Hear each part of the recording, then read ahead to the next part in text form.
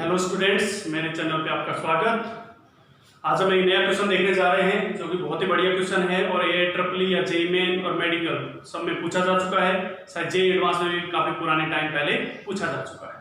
ठीक है, तो उसका मैं जनरल फॉर्मूला एक बार प्रूफ करूंगा, उसके बाद जो क्वेश्चन पूछा गया था उसमें अपन प्रूफ करके उसका आंसर भी निकाल लें। ठीक है, बहुत ही बढ़िया क्वेश्चन है। देखें, क्वेश्चन ये है, two identical charge sphere are suspended by strings of equal length. Two string है जो कि ऊपर से फिक्स कर दी गई है, दोनों की इक्वल लेंथ है और आइडेंटिकल चार्ज स्फीयर यानी बहुत ही स्मॉल स्फीयर्स है। जो मैं डायग्राम बनाऊंगा तब आपको समझ आएगा। The string make an angle of theta with each other, दोनों वर्टिकल के साथ एंगल थीटा थीटा बना रही है। When suspended in a liquid of density of sigma, यानी एक लिक्विड के अंदर सस्पेंड कर दिया गया जिसकी डेंसिटी सिग्मा है, the angle remain same, theta पे कोई चेंज नहीं आया, जो एंगल पहले थे वही रहे। If density of the material of the sphere is rho, ये जो स्फीयर इनकी डेंसिटी रो दे रखी है, the dielectric constant of liquid is, यानी जिस लिक्विड के अंदर डाला गया है उसका डाइलेक्ट्रिक कांस्टेंट कितना है। ठीक है, क्वेश्चन आपको समझ आया होगा। अब मैं जैसे जैसे सॉल्यूशन करूंगा आपको और ज्यादा क्लियरिटी आएगी। देखें,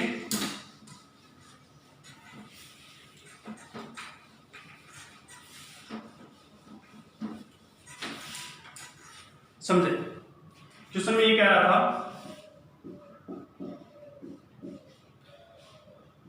कि ये मान लो एक थ्रेड है या कुछ फिक्स पार्ट है, यहां से दो स्पेयर को इस तरह, तीन स्पेयर से बहुत छोटे छोटे इस तरह सस्पेंड कर दिया गया है। इसकी लेंथ भी एल है, इसकी लेंथ भी एल है, इक्वल लेंथ कहा था उसने। ठीक है,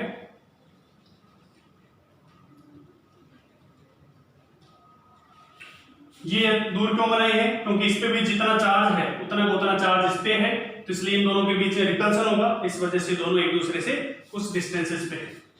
ये एंगल उसने कहा थीटा है और ये एंगल भी कहा उसने थीटा है। क्लियर है बात? अब इसने कहा इस सिस्टम को उठा के अगर मैं किसी लिक्विड में डाला तो भी ये थीटा रिमेन सेम रहते हैं, तो भी ये थीटा सेम रहते हैं।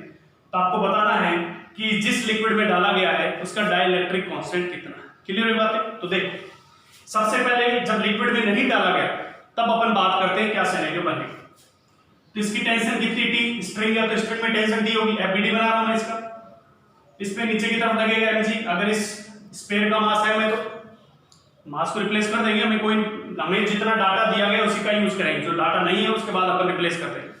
ठीक है, ये एंगल थीटा, ये 90, तो तुम देखो वर्टिकल के साथ ये एंगल भी थीटा होगा, तो इसका इधर कंपोनेंट आएगा टी cos थीटा और टी का इधर कंपोनेंट आएगा टी sin थीटा।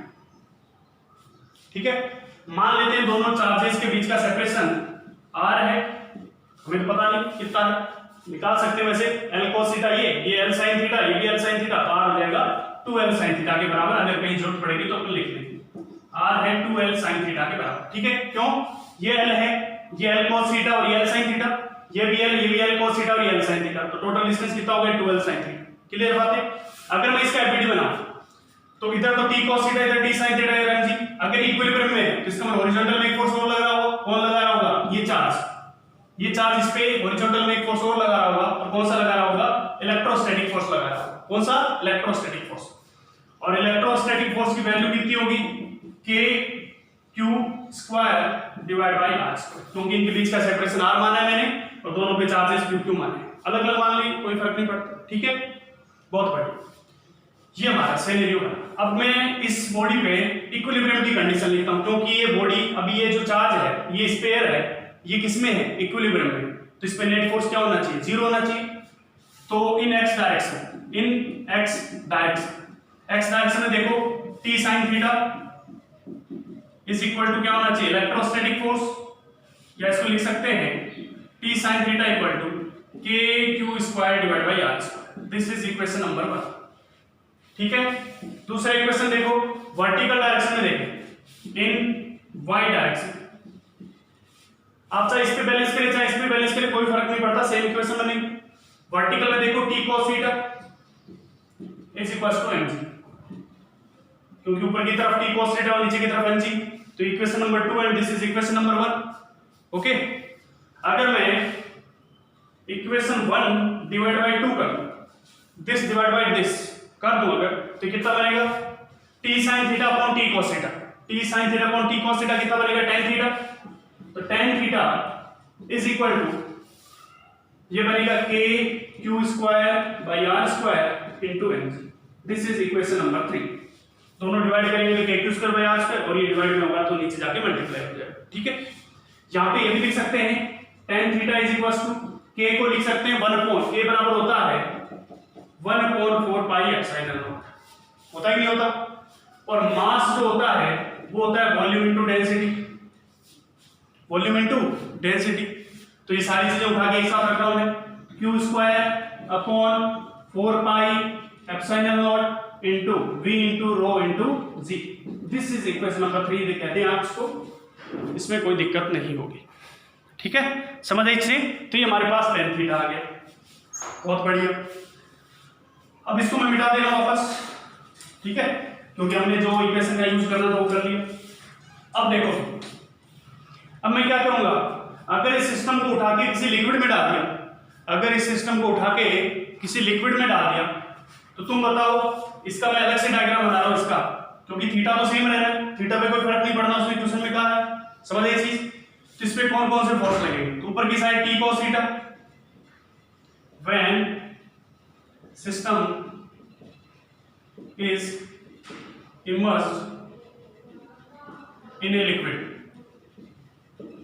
तब ये सिनेरियो लिख रहा हूं। ऊपर लगेगा टी कॉस थीटा, नीचे की तरफ mg, इधर लगेगा टी साइन थीटा, अगर थीटा सेम है तो डिस्टेंस भी चेंज नहीं होगी, इधर लगेगा F इलेक्ट्रोस्टैटिक डैश, नया फोर्स हो जाएगा, क्योंकि हमें पता है इलेक्ट्रोस्टैटिक फोर्स मीडियम पे डिपेंड करता है, अगर हम मीडियम चेंज कर दें तो इलेक्ट्रोस्टैटिक फोर्स भी चेंज हो जाता है, इसलिए मैंने F डैश लिख दिया। कितना हो जाएगा वो बात कर, और भी कोई फोर्स लगेगा क्या भैया, जब ये हवा में था तो ये वाले फोर्स लग रहे थे, अब किसी लिक्विड में डाल दिया तो कोई एक्स्ट्रा फोर्स आएगा। हाँ, पढ़ा था अपन ने 11th में फ्लूइड मैकेनिक्स में कि जब किसी चीज को लिक्विड के अंदर डाल देते हैं तो ऊपर की तरफ एक बायंसी फोर्स हो जाता है। कौन सा फोर्स आ जाता है, बायंसी फोर्स। Fb क्या है, बायंसी। Fb क्या होगा, Fb होता है volume inside the liquid, volume inside तो पूरा डूबा हुआ है, V density of liquid sigma into g, ये होता था buoyancy force.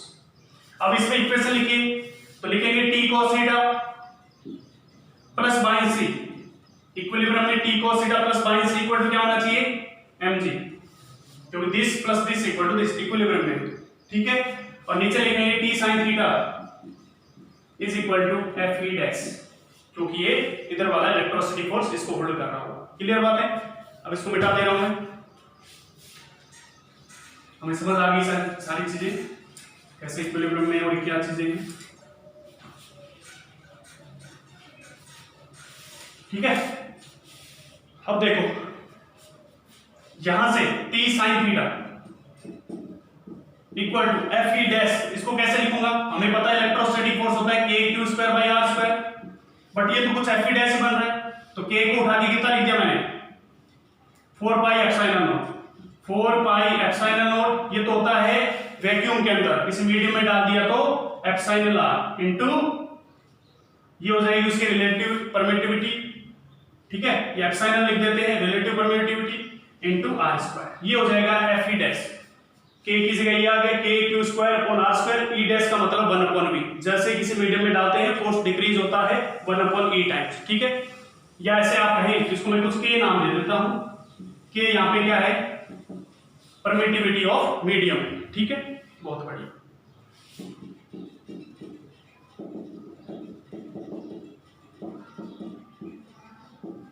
Permittivity of medium क्या शो करती है कि किसी मीडियम में डालने पे फोर्स, इलेक्ट्रोस्टैटिक फोर्स कितना टाइम्स डिक्रीज हो गया, तो के नीचे आ रहा है ना, कितने टाइम्स डिक्रीज हो गया। इसी तरह t cos थीटा कितना लिखूंगा, t cos थीटा इधर mg, इधर बायंसी, इधर जाएगा तो ये बनेगा mg minus buoyancy, mg minus buoyancy, कोई दिक्कत, क्लियर बात है। अब तुम देखो t cos theta equal to mg को पता कितना लिखते हैं, volume into density of material into g minus buoyancy होता है वॉल्यूम इनसाइड जो कि पूरा है, डेंसिटी ऑफ लिक्विड जो कि सिग्मा दी गई थी इनटू g, ये सारी चीजें हम पढ़ चुके हैं। और ये t sin थीटा, अगर मैं इसको और इसको डिवाइड कर दूं, इसको एक नंबर नाम दे दूं, इसको दो नंबर, तो 1 डिवाइड बाय 2 करूंगा अगर, तो तुम देखो sin theta by cos theta tan theta बनेगा इज इक्वल टू ये बनेगा q square upon 4 pi epsilon not into R square, साथ में ये भी मल्टीप्लाई हो जाएगा, तो ये बनेगा v rho g minus v sigma g। समझ आए इसमें? ये हमारे पास इक्वेशन नंबर 4 आ गया, इक्वेशन नंबर 4 आ गया। ठीक है, क्लियर बात है? समझ आई चीज?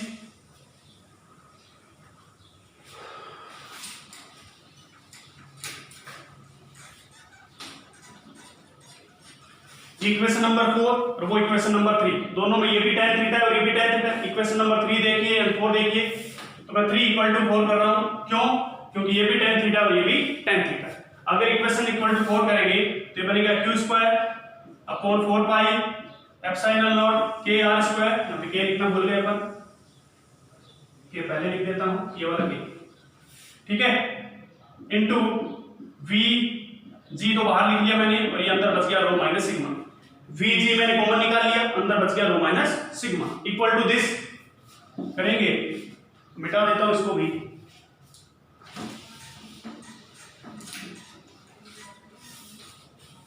तो बनेगा q² upon 4 pi epsilon naught v rho g। ठीक है, इक्वेशन नंबर 3 और 4।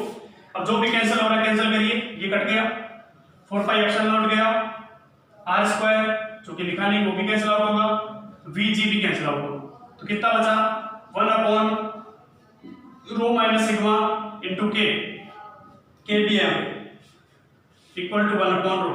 समझ आइए इसे? हमें किसका वैल्यू चाहिए था, k का, तो k का वैल्यू यहां से आ गया, k इक्वल टू रो इधर मल्टीप्लाई हो गया, k इधर हो गया, rho upon rho minus sigma. तो हमारे पास परमिटिविटी ऑफ मीडियम निकल के आए rho upon rho minus sigma. Clear बात है? तो ये हमारे पास k का वैल्यू है rho upon rho minus sigma. समझ लीजिए, ये रिजल्ट अगर आपको याद है और मेरी माने तो आप याद ही रखना, आपके लिए फायदे का सौदा होगा, क्योंकि इस पे डायरेक्ट हर एक कंपटीशन में क्वेश्चन पूछा जा चुका है। और क्वेश्चन क्या था वो भी बता देता हूं। उसने ये कहा था कि जो आपको चार्ज स्पेयर दिए गए थे, यानी जो भी मटेरियल था उसकी डेंसिटी 1.6 कहा था उसने, और डेंसिटी ऑफ लिक्विड उसने 0.8 कहा था, और के आपसे पूछा गया था। जो क्वेश्चन जेईई मेन और नीट में आया था उसमें डेंसिटी ऑफ मटेरियल 1.6 था और डेंसिटी ऑफ लिक्विड 0.8 था, और आपको परमिटिविटी पूछा गया था मीडियम की। ठीक है, अगर ये फॉर्मूला याद होता तो आप इसमें डायरेक्ट पुट करते k बराबर रो इज 1.6 अपॉन 1.6 माइनस 0.8, ये उठा के यहाँ पे रखा और इसकी जगह 0.8 रखा। This is 1.6 upon 0.8, this is coming out 2, तो k की वैल्यू डायरेक्ट आ जाती 2 के साथ। क्लियर बात है? ये क्वेश्चन जेईई मेन के अंदर पूछा जा चुका है, और आईआईटी जेईई एडवांस में पुराने टाइम में लगभग जब स्क्रीनिंग और 1999-2000 के करीब भी ये क्वेश्चन पूछा जा चुका है। क्लियर हुई बातें? बहुत ही बढ़िया क्वेश्चन था, ध्यान दें इस चीज को। ठीक है, फिर मैं नए क्वेश्चन के साथ हाजिर रहूंगा मेरे चैनल पे, तब तक के लिए धन्यवाद, थैंक यू।